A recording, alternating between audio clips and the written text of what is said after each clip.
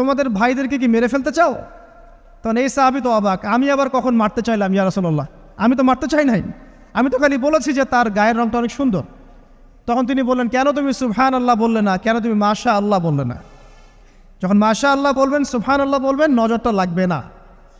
আর যখন আপনি মাশা আল্লাহ বলবেন না, সুবহানাল্লাহ বলবেন না, দেখবেন নজর লেগে গেছে। আপনি বিশ্বাস করেন ব্যবসা খুব ভালো চলছে, মানুষ বললো যে বাহ তোর তো ব্যবসা হেভি, লালে লাল শাহজালাল, ঠিক আছে, দেখবেন আপনার কেনা বেচা বন্ধ হয়ে গেছে। এরকম হবে, আমার কথাটা বিশ্বাস করেন। এটা কিন্তু সায়েন্স প্রমাণ করতে পারবে না, আল্লাহ এবং তার রাসূল বলেছেন, তার উপরে কোনো সত্য নেই। আছে সূরা কাহফ 29 নম্বর আয়াত পড়ে দেখেন, আল্লাহ পাক বলছেন, ওয়াকুলিল হাক্কু মির রাব্বিকুম, সত্য সেটাই যা তোমার রবের পক্ষ থেকে আসে। ফামান শাআ ফালইউমিন, যার ইচ্ছা হয় বিশ্বাস করুক, ওয়ামান শাআ ফালইয়াকফুর, যার ইচ্ছা হয় সে অস্বীকার করুক।